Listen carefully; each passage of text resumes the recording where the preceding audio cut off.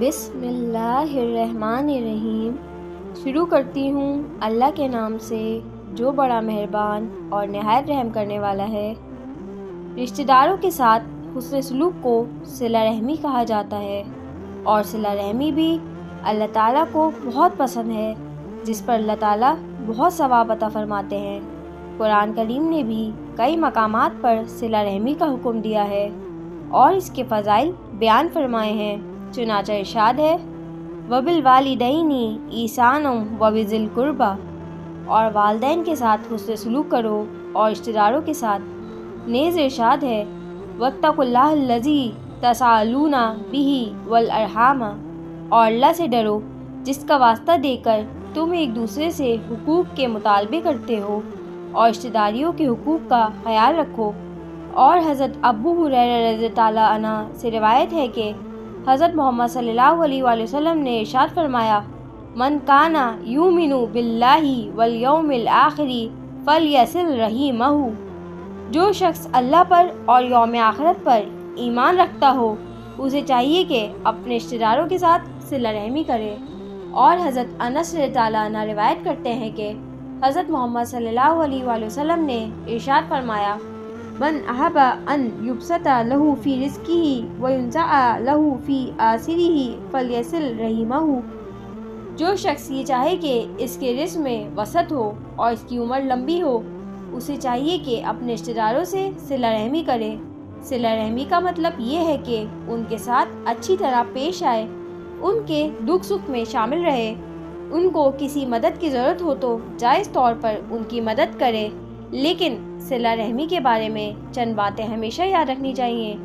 بعض لوگ رشتہ داروں کی رعایت اس حد تک کرتے ہیں کہ اس کام کے لیے گناہوں کے ارتکاب سے بھی دریغ نہیں کرتے اور اپنے عمل کو صلہ رحمی کا حصہ سمجھتے ہیں۔ مثلاً رشتہ داروں کے اصرار پر کسی گناہ میں شریک ہو جانا، ان کی ناجائز سفارش کر دینا یا انہیں ایسی ملازمت دلوا دینا جس کے وہ مستحق نہیں ہیں۔ یاد رکھیے کہ یہ باتیں ہرگز جائز نہیں ہیں، اور صلہ رحمی کا مطلب یہ ہرگز نہیں ہے کہ رشتہ داروں کی خاطر یا ان کی مروت میں گناہوں کا ارتکاب کیا جائے۔ لہٰذا جب کوئی رشتہ دار کسی ناجائز کام کو کہے تو اس سے نرمی کے ساتھ معذرت کر دینا ضروری ہے۔ دوسری بات یہ ہے کہ صلہ رحمی اس وقت موجب ثواب ہوتی ہے جب اس کا مقصد اپنے رشتہ دار کو اللہ تعالیٰ کی رضا کی خاطر خوش کرنا ہو۔ اگر محض بدلہ، دکھاوا یا رسموں کی پابندی میں کوئی کام کیا جائے تو اس پر صلہ رحمی کی فضیلت حاصل ہونی مشکل ہے۔ ہمارا معاشرہ اس وقت رسموں کے بندھن میں جکڑا ہوا ہے۔ رشتہ داروں کے ساتھ معاملات میں زیادہ تر یہ بات پیش نظر رہتی ہے کہ اگر ایسا نہ کیا گیا تو برادری میں ناک کٹ جائے گی۔ چنانچہ محض رسم پوری کرنے کی خاطر بہت سے کام کیے جاتے ہیں، اندر سے ان کاموں کو دل نہیں چاہتا۔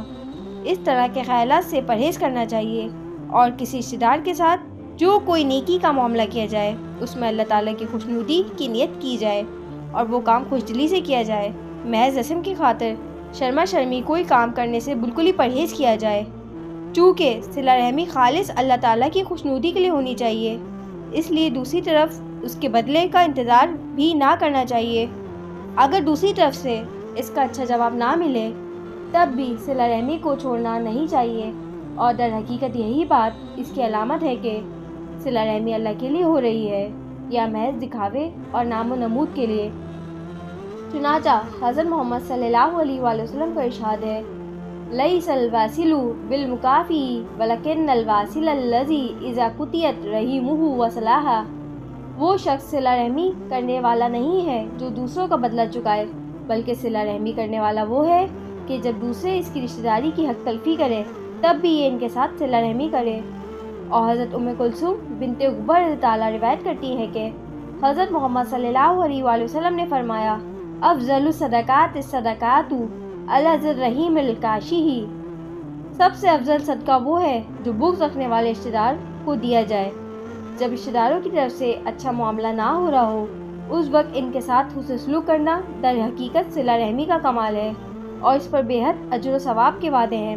حضرت ابو ہریرہ رضی اللہ عنہ فرماتے ہیں کہ ایک شخص نے حضرت محمد صلی اللہ علیہ وآلہ وسلم سے عرض کیا کہ یا رسول اللہ، میرے کچھ رشتہ دار ہیں، میں ان سے صلہ رحمی کرتا ہوں مگر وہ میری حق تلفی کرتے ہیں، میں ان سے حسن سلوک کرتا ہوں اور وہ مجھ سے برا سلوک کرتے ہیں، میں ان سے بتباری کا معاملہ کرتا ہوں اور وہ مجھ سے جھگڑتے ہیں۔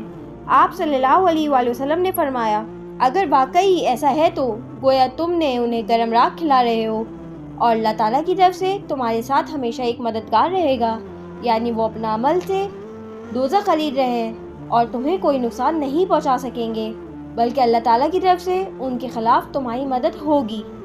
سبحان اللہ۔